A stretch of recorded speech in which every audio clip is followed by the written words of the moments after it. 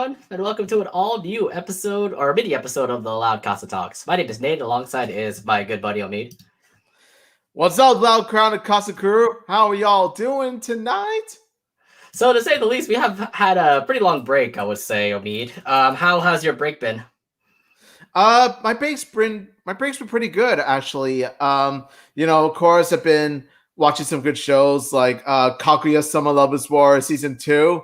Of course, I just watched Miss Kobayashi's Dragon Maid season 2. The comeback of Kill Ani, baby. Everyone's back about that anime. Yes. Oh my goodness. Kill Ani is back. I couldn't be happier. And also the fact that, of course, I'm still working. Still getting adjusted to my job. And also, my brother is coming to visit us this weekend, so I'm very excited about that family reunion. Family reunion and more like a best friend reunion because I'm also meeting up with him on that weekend as well. So, yeah, I can't wait to see your bro again.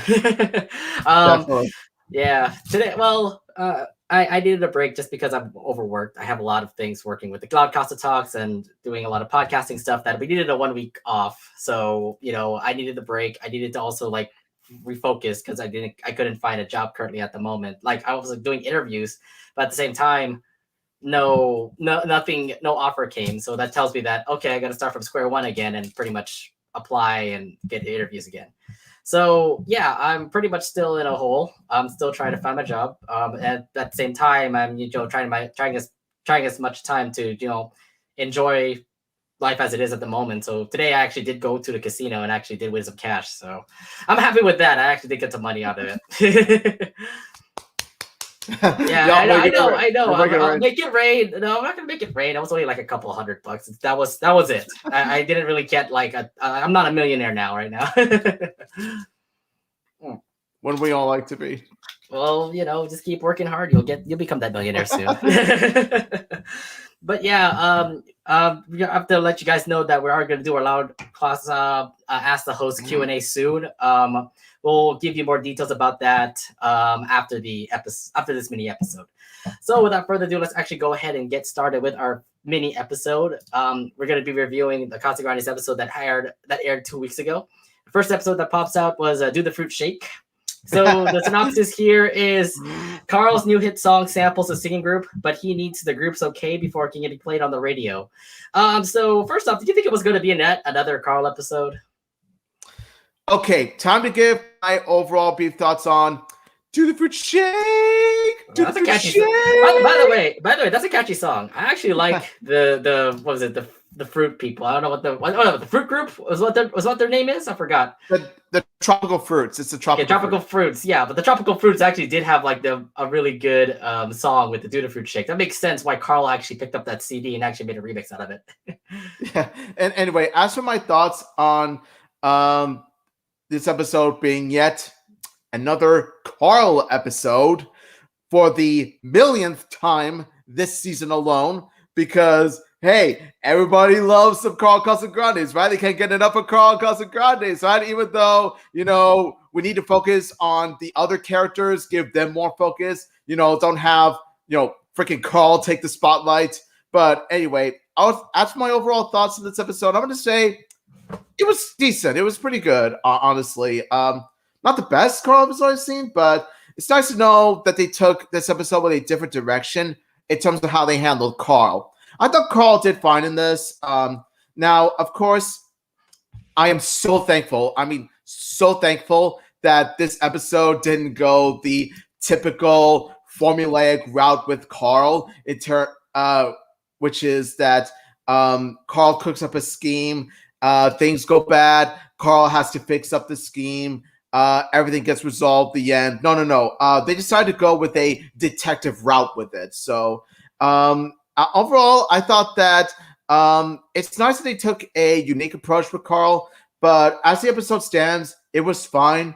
I will say, though, that the tropical fruits themselves were really fun to watch. I really loved each and every one of them, and I do love the twist at the end later on with one of the tropical fruits, mainly mango.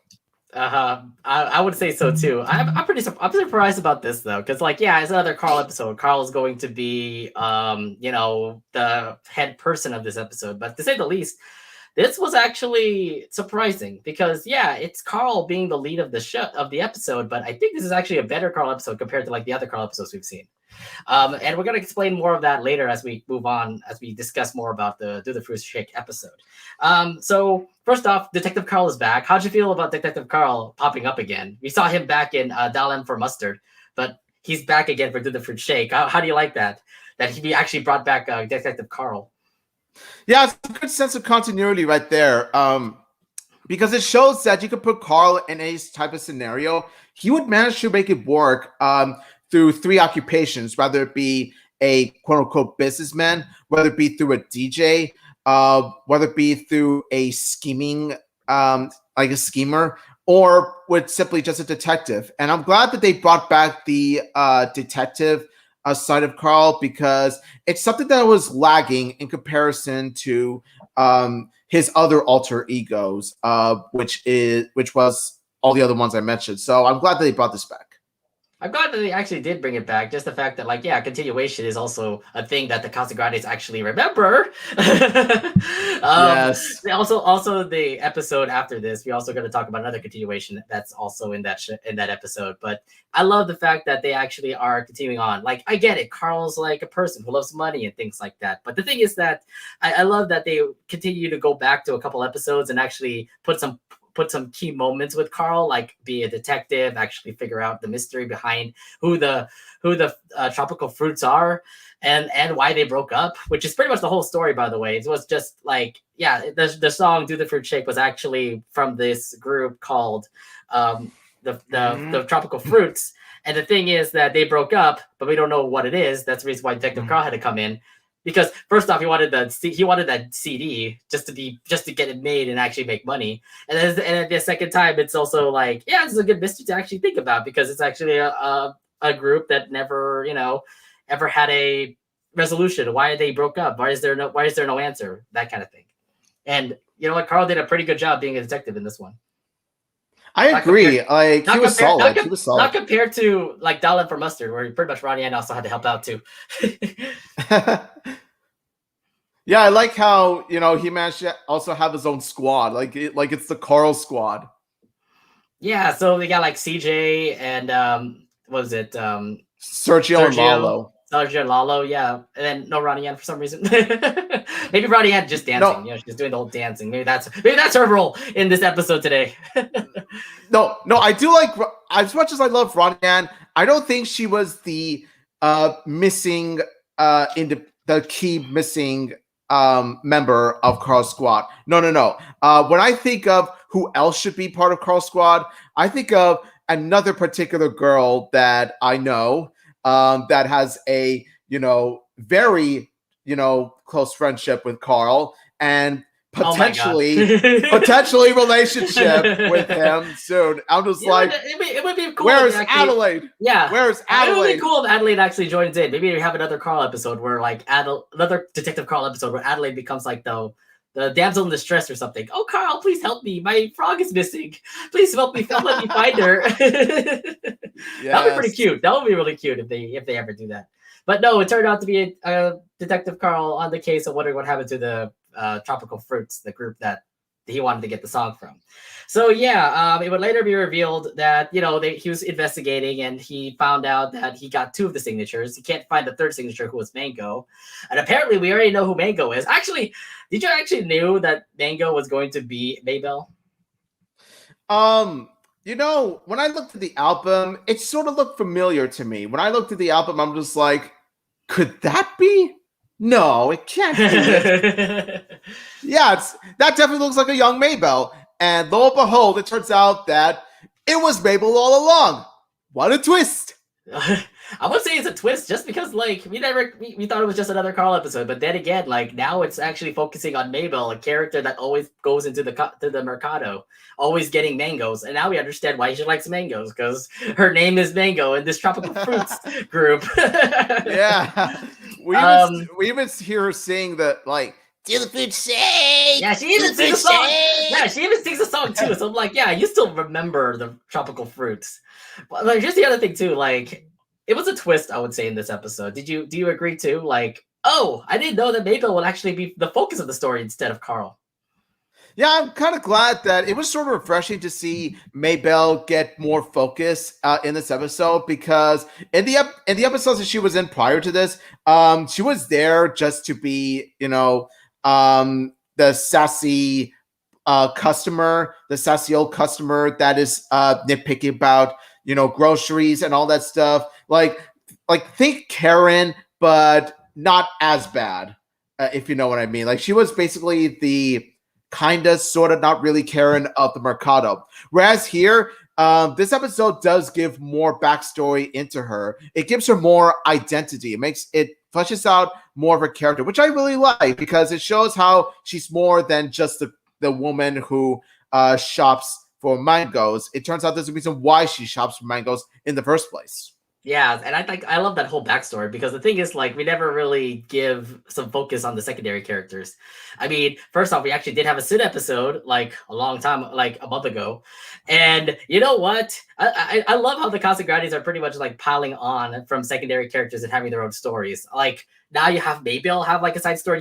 You have Par, by the way, having a side story and never fretting story also. So there's so many like storylines that the Casagrandes are branching out of right now, and it just makes me so happy just to see more of like who they are. And now we actually get to see more of who Maybelle is. Apparently, yeah, she is a cranky old woman, but who loves mangoes and things like that. But we now understand why she loves mangoes, because she loves mangoes and she's part of that tropical fruits group. And yeah, it's good that we actually get to see some backstory for we get to see some good backstory for her. I definitely agree. I definitely agree with you on that. I just hope that I really do wish that I hope that in the future Casagrandes episodes does more stuff like this, where it fleshes out the secondary characters, as opposed to making the millionth Carl episode in a row. It's like, seriously, enough of him already. Okay, give more characters a spotlight. Give the other characters a spotlight, for God's sake. Yeah. So how did you like the whole breakup with the tropical fruits? It feels like it was just a petty thing that Maybelle got through because of a prank that they always keep on doing with their mango. It was sort of, I would agree with you, it is petty. It was a bit forced somewhat, but then again, you could sort of understand the dilemma, because we all have our good luck charms and all that stuff. Maybelle's good luck charm is, of course, the mango, but I feel like she shouldn't rely just on the mango in order to perform her song. So I feel that the reasoning behind the breakup could have been a more stronger, in my opinion. I think the reason would have been much stronger. The thing is that, yeah, something petty like mango being like, your lucky mango is gone. I think it's something that, Maybelle could have just shaken off or something, do some other methods of nervousness besides your mango. I think that's kind of like a cop out to have a reason why they actually broke up like that. It's like, really? That doesn't sound like a good, reasonable excuse to break up a group. But yeah, it sort of doesn't, but it doesn't change how, like, the tropical fruits themselves are really fun to watch. I just felt that the backstory was a bit weak. I know, but I wish we could actually know more about it, because they're older. We get it. They're older. The thing is that the group never sang for so long. And, the backstory is just pretty much them singing in that fruit bowl. And, they broke up after what they did was pranking Maybelle and that mango. That was it. So there's not really much backstory that they actually showed. They only had like a 1 minute backstory of them performing in that fruit bowl. That's it. And I understand they try to cram it in for like 13 minutes. But maybe we could have had a little bit more of a backstory if they can. But, to say the least, it's actually not bad. But I would love to have more backstory of what the tropical fruits are, to say the least. Yeah, true. I actually want to see them again in more episodes. Maybe there might possibly be more episodes of them. Who knows? Depending on like how the Casagrandes actually are writing this. So, they do end up bringing them together. Carl actually having all three of the girls actually meet up and actually like make a truce. How did you like the whole ending to this episode? The ending was really touching. Like, while kind of gross, it was pretty sweet how Maybelle's tropical fruit friends still kept the lucky mango because they've been meaning to give it to her like after the whole incident years ago, but she disappeared. Like, it was nice to see them reunited, be on good terms again. Oh God, Bobby, like in the end where he's like, "Oh, what's to happen next?" Ladies at your age. I'm just like, is Bobby representing the audience right now? I feel like I feel like Bobby is us. Like Bobby is us as we were watching this scene. I just love it. I just love it. I didn't actually know. I forgot about that scene where like Bobby's like, "Act your age." I'm like, wait, no. and then Bobby's like standing on top of Bob's like, I wonder what's gonna happen next. And then he ends up like accidentally spilling like these, fruits. Yeah. I think this is actually a pretty touching reunion. Just the fact that like all three of them actually were reunited and they actually are back as a group, actually singing the song with Carl's help, because this is actually a remix of Carl's CD. By the way, they did end up actually making a CD, so I'm kind of thinking like Carl actually did get money out of this. Are we done with the Are we done with the Carl episodes with Carl getting more money? Is he done? Are we done with this, please? Please. I think that's a lot of money. That's already a lot of money for Carl, especially when you drop the CD that everyone loves. Yeah, what more can you honestly do? If it turns out to succeed, what more can you honestly do with Carl in future episodes? In comparison to doing episodes with other characters. I'm just saying, Casa writers. Who knows? I mean, maybe they're gonna be more Carl episodes. Just watch. I just hope they can take a break for it a little bit, if they can. But yeah, anything else you want to bring up from this episode? Yes, everybody, do the Ronnie Ann. Got it. Really, the GIF? Oh God, yes. Oh my God, Ronnie Ann is such a dancing dork, and I just loved it. I just loved it, man. Like those little small bits and pieces of Ronnie Ann dancing, shaking it, like in the beginning, and then at the end, you see her like coming back. She's like. I loved it, man. I just loved it. Okay, it's just a. It was really cute, man. It's just a dance, though. It's a cute little dance, though, man. It's a cute little dance. Then again, she also did do her booty shake also when she was dancing with CJ. So that was back in the beginning of the episode. So what, are we just getting more Ronnie Ann dances? Are we all doing? Yes, more dancing Ronnie Ann. I hope. Dancing queen. Look, I've been seeing a lot more dances with Ronnie Ann. Where like Ronnie Ann even danced in that one episode of Zoomergency. She danced like this, and I'm like, what? Yeah, that's what I mean. She has the most adorable dances in the entire series. It's just lovely. I think there has to be more like dances for Ronnie Ann or something if possible. All right. I have nothing else to say here. I feel like this was pretty much straightforward. I like how this is turned out. I like how the twist was. It's just like we thought it was going to be a Carl episode, but it twisted up to be a Maybelle episode, which you always see Maybelle in the Mercado. Now we actually get some backstory of like who she is. Turns out she is a very popular pop star, and looks like the group is back together. So I would imagine Maybelle probably hanging out with the Tropical Fruits for quite some time. Maybe coming back to actually sing a performance or something. Let's see. I mean, because Continue is doing well with the Casagrandes. I would imagine the Tropical Fruits getting a reunion tour. Just watch. There's probably going to be an episode with them. Yeah, this should be a full episode with the Tropical Fruits. I'd love to see that. All right. So how would you rate this episode? Honestly, I'm going to rate this a 7.5 out of 10. Not the strongest Carl episode I've seen, but I will definitely say it's when you do rank all of them, it actually ranks as one of the better ones for me. Carl, of course, he does his role serviceably well as a detective. Excuse me. He does his role serviceably well as a detective. The Tropical Fruits I thought were really fun to watch, especially with the twist with Maybelle. I did feel that the backstory behind the breakup was a bit weak, but it doesn't change the fact that the Tropical Fruits within the episodes were really fun to watch on their own. Of course, Dancing Ronnie Ann, baby, and also Do the Fruit Shake song is really catchy as well. I think that's like getting addicted to our head. I mean, I thought that 12 is Midnight song in Zoomergency was already like addicting enough. Now we have to have another song that it's addicting too. Are they good musicians in the Casagrandes or something? That does make sense when you do think about it, because like Latinos, one of the things they're well known for is music, and so it sort of makes sense that the Casagrandes would end up being like like sort of a passion for music in a sense. Loud House is passionate about music too, but it's mainly on like Luna's end. Whereas with the Casagrandes, it's like more characters are more musical themselves. Yeah, and I feel like that's a good thing. That's a good thing.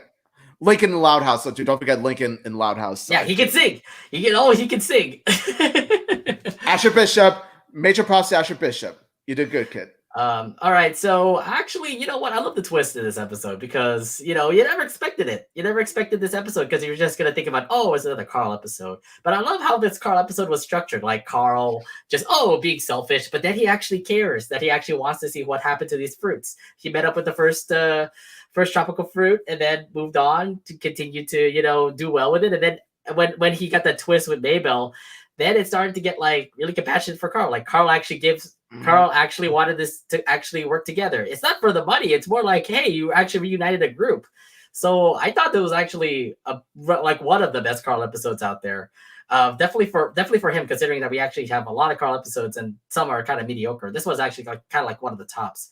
I have to give this like an 8.5 out of 10 because it's really, I think the fact is like they really twisted it around and actually made it a Maybelle episode instead of a Carl episode.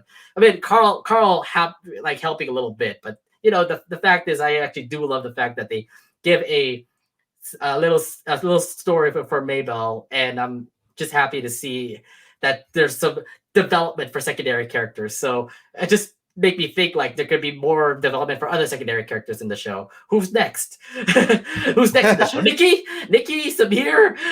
Yes, Nikki probably have a backstory. Watch. I want to see a Nikki episode. Yeah, why not? Like a Nikki episode. I mean, we have Laird. We have Laird have an episode. Look who Laird is. He's rich, apparently. So that's one thing you want to think about. Yeah, true. Even though, like in that episode, everyone else around Laird was much better than him anyway. So okay, I don't know. I mean, there's potential for these secondary characters. Hopefully we get more stories with them. And then if this is like saying something, then hopefully we get to see like more episodes of secondary characters if possible. All right, but besides that, that's our review for Do the Fruit Shake. But we do have another episode that we want to review. It's called Maybe Sitter. Oh shoot, where's my pad? My pad just turned off here. All right. So with the adults out for the night, Bobby and Carlota takes turn watching the kids and going to a party. So this turns out to be a Bobby and Carlota episode where they would take turns babysitting the kids while they go for Par's birthday. First off, how did you like why they needed to be at the birthday? Okay, like I'm just gonna say straight up my thoughts on this episode first. Now, while I did like Do the Fruit Shake myself, I'm gonna have to say it's not quite on par with the sister episode. Yeah, baby. Landed it. But I don't think even my pun that I just stated right now can compare to the amount of good comedy that is Babysitter. Oh my God, I love this episode. It's one of the funniest Casagrandes episodes I have ever seen. And of course, to answer your question of how did you like why they needed to be at a party, what I like is that they both have different reasons as to why they were wanting to attend the same party in the first place. On Bobby's side, he wants to attend the party because, well, Bobby and Par friendship continuity, baby. They're BFFs. You can't let your BFF down. The Casagrandes having their continuity, and look, Bobby and Par being BFFs. Hey. Yes. Meanwhile, you got Carlota's side where it's like, as a YouTuber, as a vlogger, she's competing with, well, it's essentially her own Carol Pingree, which is Cindy Tran, in order to get more likes. Actually, good comparison. Good comparison. I didn't know that you actually could compare her with Carol Pingree. Laurie and Carol. Now you have Carlota and Cindy. I'm just wondering, is there going to be like an episode, I'm just wondering, there's going to be an episode in which Carlota tries her best to compete with Cindy, but then at the end, Carlota and Cindy turn out to be friends. I would be happy about that. Like, this whole vlogging war. This is so stupid. Let's be friends. Which what happened with Lori and Carol, for example. So yeah, I would definitely love that. Exactly. Like it's essentially giving Carlota her own her own how do I put it? That episode of season 3 where Lori tries to compete with Carol, for likes and all that stuff. That episode. Nate, think of the episode name on the top of your head. So what, are we gonna have like another selfie improvement with Carlota and yes, Cindy? Selfie improvement. I was about to say selfie improvement. Like it's gonna be, Carlota's gonna have her own selfie improvement episode. Just watch. Okay, I'll put that up there. And that would actually be pretty good. That would actually be pretty good if they actually did have like a forgiving episode with Carlota and Cindy here. But yeah, for the reasons why they actually had to go to Par's party, I mean, it makes sense for Bobby because Bobby's best friends with Par, continuity from their friending story. So that tells you that the continuity is actually doing well with the Casagrandes. Carlota, on the other hand, is like, oh yeah, this is okay. So I'm guessing this is her character. This is how we're going to build Carlota as a vlogger, as an influencer. That's the reason why she's doing like all these vlogs, and that's why she's like, hey everybody, I'm here at this party. It turned out to be a rockin' time. And then Cindy Tran was apparently a rival to her. They need to be there. They need to be there to actually get like the best followers to say. Like, I get it. I don't know how the whole game goes when it comes to like being trending or being, being like popular and stuff like that, but I'm guessing this is Carlota's role. I'm guessing this is how Carlota's going to be, being the fashionista and influencer person that she is, and I'm guessing this is how competitive influencers can be. I love the fact that this was Lori, but this was like Lori before, where she gets selfies, gets into social media, that kind of stuff. Now she's actually into college and actually focusing on golf. So maybe Carlota might have the same role where like she'll become an influencer, become very popular with all her friends and have a lot of followers, and then eventually they'll be friends together, just like Carol and Lori, and then she'll actually go to fashion school. Maybe something like that could happen for Carlota. Yeah, honestly, like the way I see it, Carlota has the potential to be like sort of like if you combine Lori's ambitions with Lenny's interests and just combine it together to make one complete Casagrande character, which is Carlota. Mm-hmm. And that's pretty much her character. So, and I've been always building up on like how Carlota is. Like she has her own episodes, and I thought they were kind of disappointing. VIP was, I think, the only best Carlota episode. Maybe now this episode is actually pretty good for her. It kind of makes me see who Carlota's character is and how she's going to be built for the Casagrandes in the near future coming up. But yeah, I would say not bad for Carlota to go in that party, but yeah, I guess each character does have their own ways of actually being that party.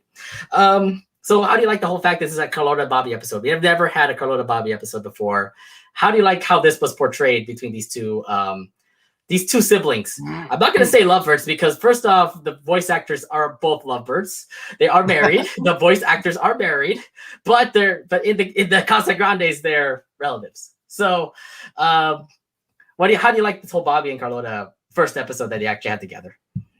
Well, technically they aren't siblings, they're more like cousins, but yes, I really do love like the amount of bickering, the amount of rivalry between these two, because out of all the Santiago Casagrande siblings, these two are the oldest, and these two are the oldest enough to babysit. So honestly, I really do like how it was portrayed with some good amount of humor, with some good amount of gags, with some good amount of comedy, with some good amount of competition. Oh my God. Like they honestly managed to make the most epic game of rock, paper, scissors you'll ever see in animation history. It is just pure gold. Oh my God. Like, and every joke lands, every joke just hits you. And I love even the coin toss. Like when they did the coin toss, like even the coin itself was just like, hey, you two let me out of this. I'm staying out of this. I'm just a coin. Like even the coin didn't want to get involved with the rivalry. So it's like, don't make me choose, guys. Don't make me choose. You sell this on your own. You guys are grown adults. Oh my God. And I just what I really like about this is that it's sort of like since the two actors that are voiced by the husband, wife, boyfriend, girlfriend, like Bobby and Carlota are voiced by what was it?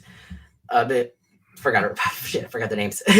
Alexa Peña Vega and Carlos Peña Vega. There you go. Yeah, it sort of makes me think that it's going to be like a case of life imitates art or art imitates life, where like they're real life actors with their kids of their own. They're gonna be like this. They're gonna have their own babysitter episode. Maybe. Maybe. You know what? This is kind of foreshadowing. Kind of tells like babysitter.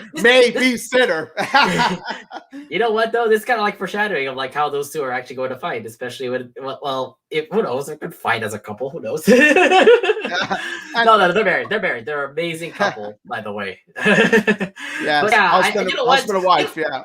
You know what though? I haven't seen a Bobby and Carlota episode like ever. Like I always see them like hang out and things like that. They never had a focused episode like until now. And of course, these two are pretty much like how you say. I wanted to say the same people. They're pretty much like Carlota's like kind of smart, fashionable, and then Bobby's kind of dumb, but needs to be there. He knows his reasons why he needs to be there. He knows his reasons why he wants to be a part of Par's party. Same with goes to Carlota as well.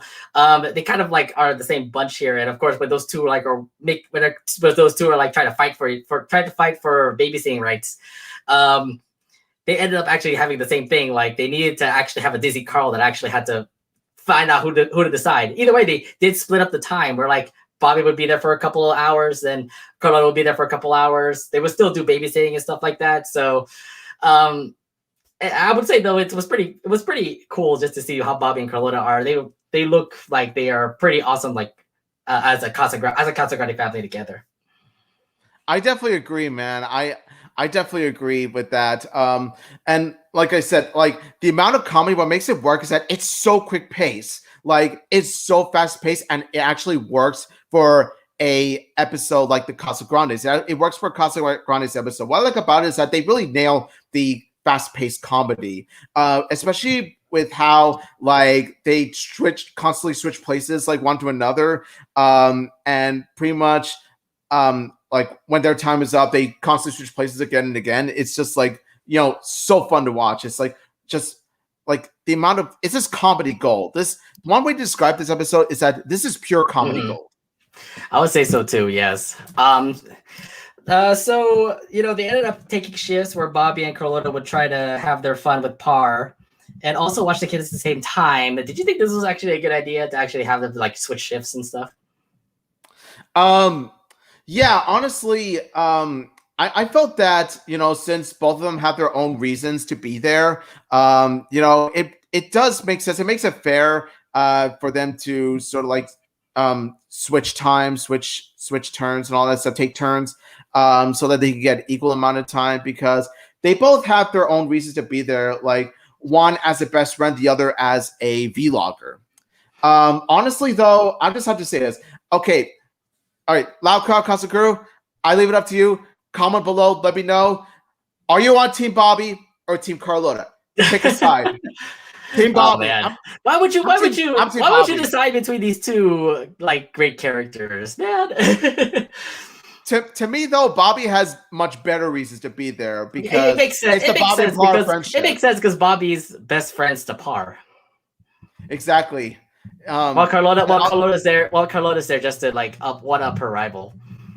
Yeah, exactly. I feel like Carlota, you could one up your rival anytime. Bobby needs to be there. You know how Par is with Bobby being there. Okay, one time he was late to a party. Par didn't speak to him for a week. I'm not speaking to Par. Come on. It was torture to him. Now the other thing too is that Carlota just wanted to be there because of like her followers, for example. I get it that it's all about your followers. You're probably gonna lose your followers for not being at the party. So maybe that's an influencer thing. I'm just thinking like Carlota's just going through the influencer phase or something. I'm no influencer, so I wouldn't exactly know how the vlogger thing works. Look, I'm not gonna be the next influencer, but to say the least, everybody on Twitch has their followers. So I'm thinking like Carlota's doing the same thing where she just vlogs and just have her followers like and subscribe and talk about like how cool the party is on Twitch or whatever she streams it on. Or Instagram Live. Oh, that too. How did you like the whole ending? Because it's just the whole party is pretty much Par being extreme, and it makes sense. You see that from Never Fighting Story. He's extreme. I think he goes extreme to a whole nother level at his birthday party, because you got them jumping out of a helicopter using jetpacks. How crazy is Par? Yeah, honestly, for for a delivery guy, he's actually quite popular amongst a lot of people because that party is huge, like massive, huge. It's like a VIP level party. He's just a fruit guy. He's just a fruit guy. So I'm guessing he just goes to like a lot of fruit stands and just gives fruit to everybody and just mingles with them. That's why he's so well liked, and that, you know what? That's why I have mad respect for Par. That's why I have mad respect. Although I don't want to talk about this because he also did go to Royal Woods one time. Remember? So maybe he had some friends at Royal Woods actually at that party. Yeah, it's true. It's all about the ripe. Yeah, I know. Talking about peaches. Oh my god. It was quite peachy to see him in Royal Woods. You know, it was quite peachy to see him in, you know, the Loud House. All right, so yeah, I have to say though, Par being extreme, I love how at the end it was like Par helping Carlota and Bobby out because they both actually left and had the kids pretty much, you know, do whatever they want in the house, and of course they ruined the house. But at the same time, I understand how concerned they are. So Par had to be the one to say, like, "Hey, congratulations, you guys are winners. It's time for you to actually jump off of your jetpacks, and I'll jetpack you guys back home." Which, you know, turned out to be a pretty good plan. So Par is really a good friend, especially helping out the Casagrandes, which I thought was pretty cool. Yeah, that's why we need to see more of him. We need to see more of him, especially with Bobby. Yeah, you know what? We have seen a little bit of him. I like the fact that we have a little side story about Par in this episode, and you know, I hope we get to see more of Par. Hopefully, in more of the Casagrandes. I feel like we are going to see more of him. But yeah. Anyways, anything else you want to bring up from this episode? Yes. Kigurumi Bobby, baby. Kigurumi Bobby. Oh my god! Okay, he's cute as a cat. He's cute as a cat. I'll give him that. He's cute as a cat. Okay, I get it. Oh my god! Yes. Now see, El Falcone Bobby is still best Bobby, but Kigurumi Bobby is a close second. Oh, and also Love Fight Ronnie Ed, baby. This episode delivers so much. I just love it, man. This episode Matt delivers. I'm gonna point this out to you. Yeah, Lo-Fi Ronnie Ann. Seriously, this whole episode is pretty much all about her just sitting down, just being Lo-Fi Ronnie. Look, she's Lo-Fi girl. She's literally Lo-Fi girl. Throughout this episode, she was pretty much like in her headphones, writing stuff. Which is, if you watch the YouTube Lo-Fi girl, she's pretty much doing the same thing. You're listening to Lo-Fi beats while she's doing her random thing. So literally, they just pretty much put a YouTube video and put it on Ronnie Ann. I thought that was amazing. Hey, psst, she's writing a letter to Lincoln. Oh no, you got the Ronnie fans out here. Oh my god. I have to say though, they have a good job with that. Hold on, let me bring this up here. I love the fact that they actually put some like fashion in this episode because look, I mean, like, yeah, Cat Kigurumi Bobby, which I thought was pretty cute for him. I love how Carlota just came from a dress like that into like a jumpsuit. How'd you feel about that? Yeah, I was like, damn, that was quick, girl. Like, you came prepared, girl. Holy man. Nice. I think she looks really nice in that dress, by the way. I think it's pretty cute. Ooh la la. Yeah. But then again, Carlota's into fashion. You're going to see a lot more fashion from her eventually. All right. Anything else you want to bring up from this episode? Honestly, that's really about it, honestly. As for my overall rating, I'm going to just give this a 9.5 out of 10. Wow, you're actually hitting it high on this one. Yes, I'm gonna have to say this. Like, it's one of those episodes that I could just watch over and over again, and I would still get the amount of belly laughs. It is just so well written in terms of comedy. It is just one of the funniest, like genuinely funniest episodes I've ever seen. Carlota and Bobby work so well as a rival pair, as a rival duo. Of course, Bobby and the Kigurumi and Lo-Fi Ronnie Yan, and then of course you've got the huge party going on. He did put the pun in the episode. Welcome to the party. Like, this episode delivers so massively, especially with this comedy, and I just love it for that. It's one of those episodes, like I said, I could just watch over and over and never get tired of it. Just overall, I love this episode. I have to say though, it was absolutely hilarious. They made for a Bobby and Carlota episode, which we never seen ever in the Casagrandes. I thought this was actually a really good episode because yeah, they're rivals just because they're fighting just to get like into the party and things like that. But I really love the fact that we're going through episodes where you actually have like two siblings that we never see actually like collaborate together, and hopefully we actually do get an episode where they actually do collaborate together. And really awesome to see these two finally have an episode. It worked out. It's hilarious. Pars maybe way too extreme. Ronnie Ann, maybe she should be the babysitter, but I guess you were just way too busy being lo-fi girl. But yeah, I would say not bad. I love this episode. I give it a 9 out of 10. No doubt about it. Definitely a really funny episode. And you know what though? I think Bobby and Carlota do like really work together. I really hope we get more episodes with those two. I really do so too. I really hope so because, like I said, they work so well in this episode as a rival duo. I want to see more of that in more episodes because they are just so fun to watch when they're together on screen. Most definitely. And hopefully the Casagrandes get more episodes of Carlota and Bobby. All right. That's pretty much it for our episodes, but we actually do have to preview next week's episodes because since there's no new episodes that came out these upcoming weeks, we're going to go ahead and just preview them right now here in this preview episode. And remember, these episodes are going to be coming out next Friday at 7 p.m. I have to look at the time because they haven't put any commercial for the Music Fest. But there's going to be brand new Loud House and brand new Casagrandes episodes. So let's actually go right into the Loud House episodes. Let's start it off with Dad Reputation. So in this episode, Luna worries about her reputation if her friends see her playing in her dad's new band. So, Omid, since you're a huge Luna fan, how do you think this episode's going to be? Oh my God. Let me tell you. Next week is going to be a huge treat for me because we're getting not just one Luna episode, we're getting 2 Luna episodes. So everybody, let's celebrate Luna Loud getting 2 episodes in a row. Woo! Rock, of course you'll bring it out.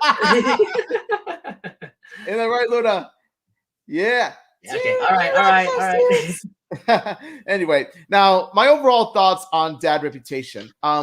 Now, what I love about Luna episodes overall is that each episode has a brand new lesson for her to learn. And each of the episodes executes these type of lessons in their own ways. Like, they don't feel repetitive at all. They don't feel formulaic.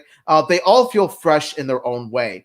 And I feel that Dad Reputation is no exception to this. I feel that it's going to be a brand new lesson for her to learn, like a brand new plot in which she of course is embarrassed to be playing in the same band as her dad because, well, like her dad and her dad's friends are old fogies and she's the young teenage girl. So I feel that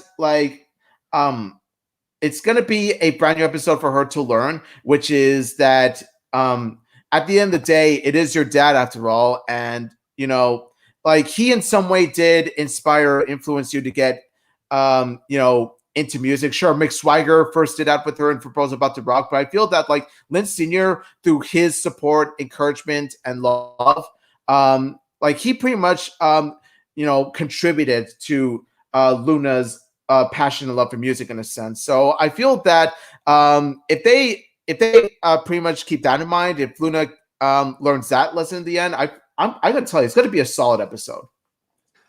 So I looked through the synopsis here, and it seems that Luna will perform in the dad's band. But the thing is, I understand why, Luna would be embarrassed to perform with her dad. I would imagine her being a little bit anxious or something like that. That's why she's trying to hide the fact that her dad may be promoting the fact that they're going to be performing together. I mean, you have Lynn Senior, you have Kotaro, you have Kotaro, you have Harold, I believe. Rusty's dad. Rusty's dad too. Rusty's dad is also there too. Harold, one of Clyde's dads, all performing, and you might think Luna might be thinking oh, this doesn't sound good. You guys are not performing well. That's the reason why she's kind of a little bit embarrassed. That's why she doesn't want her friends to actually know that she's performing in the dad's band. That's why she's trying her best to try to hide it. But then at the end, I would imagine when they perform, I would imagine Luna saying like, "I can't perform with you guys. Sorry, I can't. I don't want to be embarrassed or something like that." And then they go up there, perform, and then they become embarrassed because they're all play badly. So I would imagine Luna coming in and then start to rock the house, with her jams and stuff like that. So she could be the hero. And then at the end, I would imagine her friends pretty much being saying like, "Dude, that rocked anyway. I don't care if you were with your dad's band." And then they will have an encore to end the episode. That's what I'm thinking of how this episode's going to be. Yeah, I would imagine it would go that way because at the end of the day, as much as I love Luna, I don't understand why she thinks her friends would be judgmental on what kind of band that she would play in, especially Sam. I feel that Sam would definitely be the most accepting of this, of course. Sal Luna, by the way.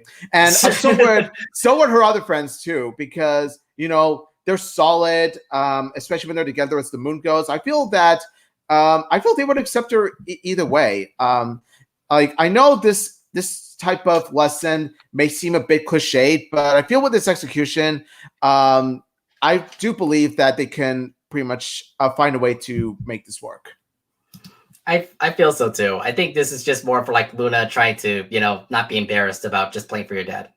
It should be cool. I think this is going to be a good episode for sure.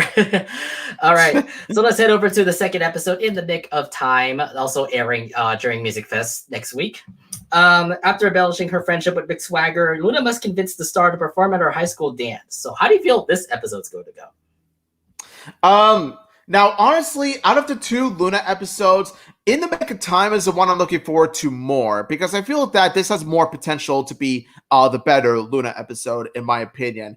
And it's mainly due to the fact that we finally get to see Luna bonding with Mick Swagger. The closest we got to Luna and Mick Swagger bonding was house music, but in that episode, Luna thought that it was some random old dude when it turns out it was Mick Swagger in disguise, and it's not revealed to Luna until the end. So there was a bit of that, but there could have been more with the 2. In the Mick of Time is sort of like the answer to our prayers in that sense, where we get Luna and Mick Swagger spending legit time together, really bonding with, Luna knowing that it's Mick Swagger all along. I want to see how it goes. I want to see what they do with this whole, idol and relationship that they're going to have here. And of course, it's going to be for reasons, of course, she tries to persuade Mick Swagger to perform in the dance. And like I said, I want to see how it goes. Oh, and also, loud crowd, please. The Loudcast, I beg you, have the ending where Luna and Sam dance together. Please, I am begging you. I will pay big bucks for that. Oh man, I don't know if that's gonna happen because I feel like the ending is gonna be with Luna and Mick Swagger actually performing together. I mean, you did see that in a preview of the Music Fest, so I have a feeling that's gonna be the ending. But here's what I'm thinking. I feel like Luna pretty much, I think, over exaggerates the whole high school and says like, "Hey guys, Mick Swagger's performing. Hey guys, Mick Swagger's performing," and then at the in the last minute, Mick Swagger cancels, and then Luna has to do something like, "Oh my god, I just made a big deal about it. I can't let anybody down." So what happens is that she dresses up as Mick Swagger. Or the other thing too is what's gonna be a little bit twisty is that Mick Swagger disappoints Luna, and then Luna would go up to Mick Swagger and say "Hey, you promised that you're going to perform in our high school," and then Mick Swagger will be like, "I'm sorry, love, but I have another gig to go to." And unfortunately, Luna will probably have her heart broken just because "Look, I looked up to you. Remember when you were a kid? When I was a kid, I looked up to you because I remember listening to your music." But then she'll probably talk about the whole backstory back and for Bros About to Rock, and then. Yes. They better bring that backstory back, please. Yeah, bring that backstory back. And then what happens is that Mick Swagger will probably go to his tour somewhere in Royal Woods, and then Luna would go into the high school. Why she's dressed up as Mick Swagger, right? Just to probably say "Hey, I'm Mick Swagger," and then everyone boos her. And then Mick Swagger eventually comes back into the high school and performs, and then obviously Luna and Mick Swagger perform. So I feel like that's how the episode will go, and I think it's going to be really good. No, nonetheless, these 2 look to be good. for both Yeah, Luna episodes. they look to be promising. You know what? With this premise of Luna trying to get a famous musician to perform at a school dance, it sort of reminds me of the school dance episode of Hey Arnold, where Arnold was in charge of finding music, and he finds Dino Spumoni, and he tries to get Dino Spumoni to perform in the school dance. I feel like this episode is going to share similarities to that episode. Just watch. I just watched. It's also like the same thing with like That's a Raven episode. I don't know if you watched that, but there was that one episode where Raven bragged about having like a boy band be there in her high school, but it turns out like they weren't able to make it. So what happened was that her and her friends dressed up as the boy band and actually performed in front of them, and of course gets a lot of booze for that. Yeah, no, like yeah, hey Arnold. And then in the end. In the end, the boy band does come out and actually perform. So something like that. I mean, the same thing would also happen in a Hey Arnold episode because Dino Spumoni does come back and actually perform. Yeah, the only difference is that in Hey Arnold, Arnold doesn't really disguise himself as Dino Spumoni because, well, let's be honest, he's got a football-shaped head, so anyone would catch him in the disguise. In that episode, it was more like Dino Spumoni didn't care, and then he cared at the end. That's true. All right, cool. So yeah, those are your Loud House episodes that'll be coming out next Friday. But we also do have another episode of the Casagrandes that's coming out next Friday. It also is a special. It's a Carlota special. So this is going to be something of a big focus for Carlota fans out there. The episode is called Operation Popstar. There's actually two side stories to this episode. The first one is Ronnie Yen and Sid trying to get Yun Kwan's autograph, while Carlota helps Alisa prepare for the Great Lake City Music Festival. So what are your thoughts on this episode, on how this episode is going to roll? Now, I'm really excited about this episode, not just because it's a Carlota-focused episode that actually does have potential, but it's actually a big episode, and I mean really big episode. So it's going to be quite interesting to see where this is going to go. I have a feeling that I know it's a trend that's going on. This is sort of similar to Really Loud Music, in which it's a 30-minute episode that is music oriented, in which it focuses on one of the main characters' family members, in a sense, like siblings / cousins. So it shares sort of similar vibes to Really Loud Music, but of course it's gonna go its own direction. It's gonna have its own take on this sort of thing. So I do want to see where it goes. I really hope that it's Carlota at her peak, and it's Carlota at her most interesting, because let's be honest, the episodes that focus on Carlota, now Carlota herself in those episodes, like sometimes she doesn't stand out as very interesting in a sense, whereas the other characters managed to be more interesting than her. Operation Popstar, I want to see that change happen. Like, I want to see that change. Now, in terms of the Ronnie Yen and Sid side story where they go to meet Yun Kwan for the autograph, honestly, I'm pretty excited to see that too, even though we all know that it's going to be irrelevant to the plot and all that stuff. Still, though, it's going to be that nice Sidani touch with their fangasm towards Yun Kwan. Now, of course, some can argue that technically they sort of did it with Meal Ticket, but let's be honest, we want a Ronnie Yen and Sid 12 is done experience that isn't ruined by a certain piece of flock feathers that we know, Sergio. So I can see. So honestly, this was needed. This was really needed. Just Ronnie Yen and Sid meeting Yun Kwan without Sergio is all I ask. You know what? There's a lot of potential for Carlota here in this episode, and I hope we actually get some good stuff for Carlota. I mean, look, with the specials that we've had, I mean, let's go back to like Operation Dad, for example. You actually brought back what's it, Ronnie Yen's dad. Yeah.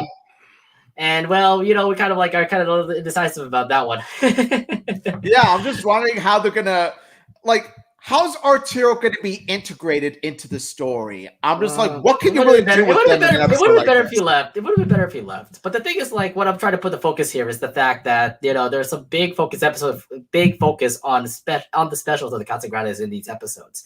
I mean, for example, out about very Casagrandes cases, I feel like it's more of like Ronnie Ann having a big focus on her, just because, you know, just would be selfish at Christmas and things like that. There's also Zoom Emergency, where we focus on Sid. She had a whole lot of character development there in that episode. And then of course you have that side episode where Adelaide was the side episode.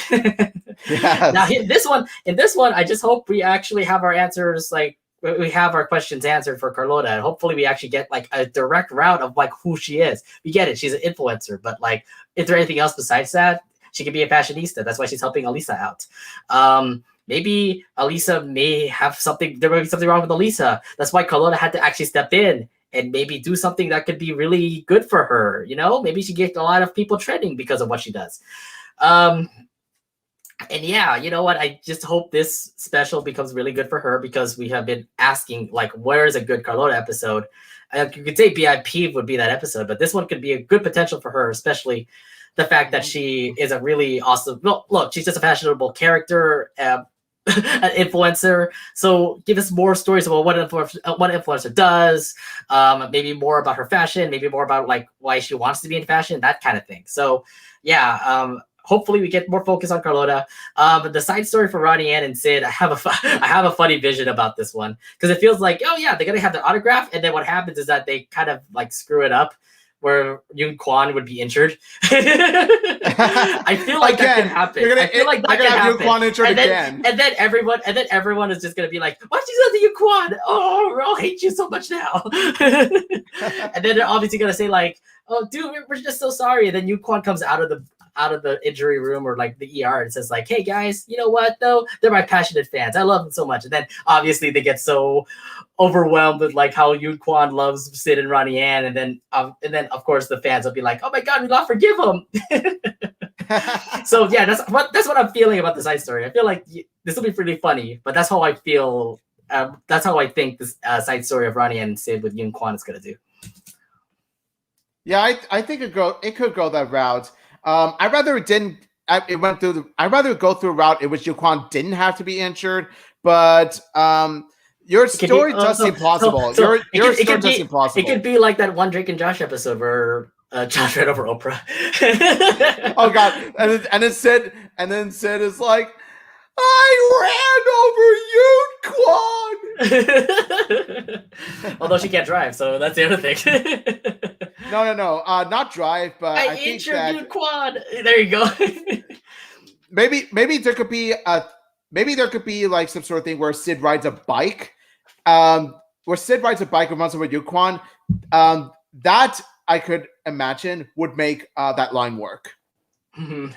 Either way, there's still like not a lot of previews for all three of these episodes. So to say the least, this is just our thoughts.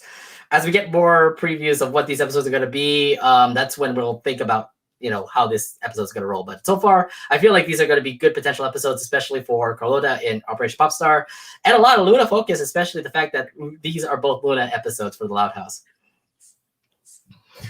All right, Ed, that's pretty much it for our Loud Casa Talks mini episode. So thank you very much for for tuning in our YouTube and listening in. Remember that you can also listen to our Loud Casa Talks episodes wherever you listen to podcasts, on Apple Podcasts, Google Podcasts, Spotify, wherever you listen to podcasts. We're pretty much there. We also have our YouTube channel as well. Make sure you like and subscribe, and also hit that bell button so that you can get notified of when we come in next. When we come in for our next episode, which is going to be next Thursday, by the way, because our Ask Us live stream that we delayed is going to be on next Thursday, July 15th. So if you guys just mark your calendars there, be here next Thursday. If you have questions for us, you can ask us on chat, by the way. So yeah, go ahead and do that. And yeah, that'll be awesome to interact with the fans, talk about Loud House and Casagrandes with you guys. And of course, we have our season finale of the Loud Casa Talks as we talk about Lincoln Loud. So hopefully you guys will be here as we talk a lot about Lincoln Loud and how his future is going to be from season 5 and beyond. Oh, heck yeah. Like pretty much at the end of July, we are pretty much saving the best for last, which is we're talking about the main character, the man with the plan himself, Lincoln Loud. It's going to be pretty fun, I would say. All right, that's pretty much it for our Loud Casa Talks mini episode. So thank you very much for listening. My name is Nate. And this is Omid saying, it was so great to make a huge comeback after a week off. And I just want to say it was so worth it talking about these episodes, like the episodes we were talking about and the episodes, the upcoming episodes. It was so much fun. Thank you so much for watching. And until next time, smell you later, dudes.